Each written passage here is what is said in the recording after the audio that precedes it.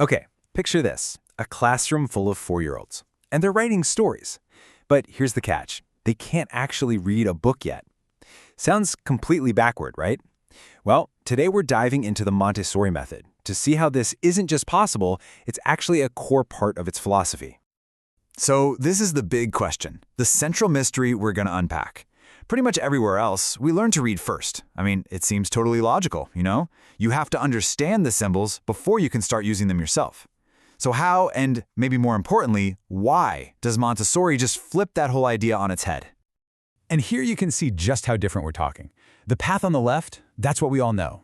Learn to read, then learn to write. But the Montessori path, it starts with expression. It's a huge shift from interpreting what others have written to creating something yourself. So how on earth is that even possible? Let's break it down.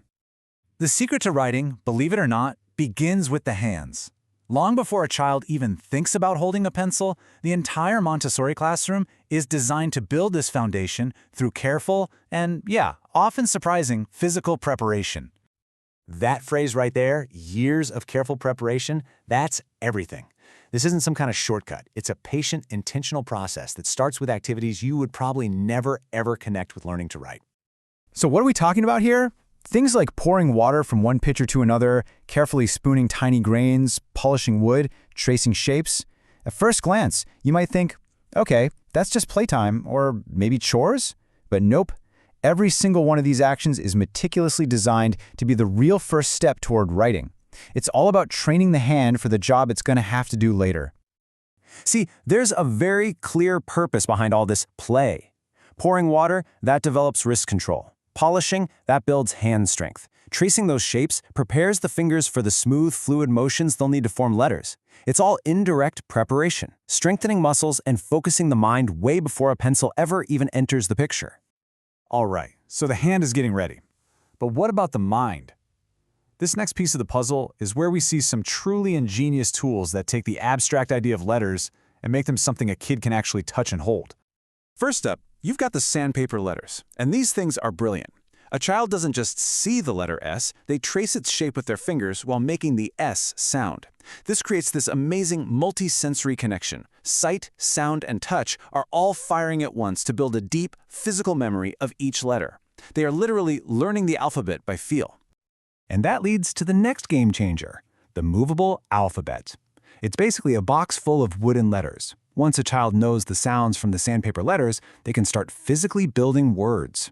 Think about it. Their desire to write the word cat isn't held back by how hard it is to hold a pencil. They just grab the letters and put them together. And this is the incredible result. The child is completely liberated. Their ability to share their thoughts is no longer trapped by their fine motor skills.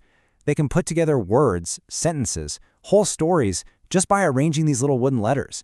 They are writing. So you've got this prepared hand, you've got this prepared mind. What happens when you finally put them together? Well, you get something that feels less like a lesson and a lot more like a little bit of magic. All of that work, all the pouring, the polishing, the tracing of those sandpaper letters, the building of words with the movable alphabet, it all funnels down into this one incredible, spontaneous moment. This is the payoff for all of that patient preparation. Just imagine that for a second. A child who has never been formally taught handwriting, never been drilled with a pencil. They just walk over, pick one up, and write. Their hand already knows the shapes, their mind already knows the sounds, and the two just come together, almost effortlessly. And that's why this is so powerful. Writing doesn't become a chore that you have to master. It's not about drills and perfect penmanship right from the start. It just emerges. It's a natural, exciting discovery where the child realizes, hey, I can do this. Okay, let's zoom out for a second and look at the big idea here. Because this isn't just a different technique, it's a completely different philosophy about what writing is even for.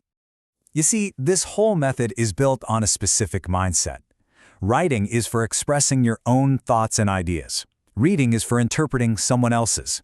By starting with self-expression, Montessori taps into a child's deep, natural desire to communicate. The whole focus is on getting your message out, not just the mechanics of how you do it. This chart really lays it out crystal clear. The traditional focus is often on getting the skill right, on correctness. But the Montessori focus, it's all about unlocking a child's freedom to express themselves and making the whole process a joyful discovery. It's a subtle difference, but it's absolutely profound. You know, I think this quote just says it all, doesn't it? The teacher's job isn't to pour information into a child's head. It's to prepare the environment, to tend the garden, if you will, so that the skill can just emerge on its own, naturally and beautifully. And that really leaves us with a final thought to chew on. This whole time we've been talking about writing, but the principle is so much bigger. What if we applied this same idea to other areas of learning? What could any of us achieve if the focus wasn't just on instruction, but on creating the perfect conditions for our own natural abilities to just blossom?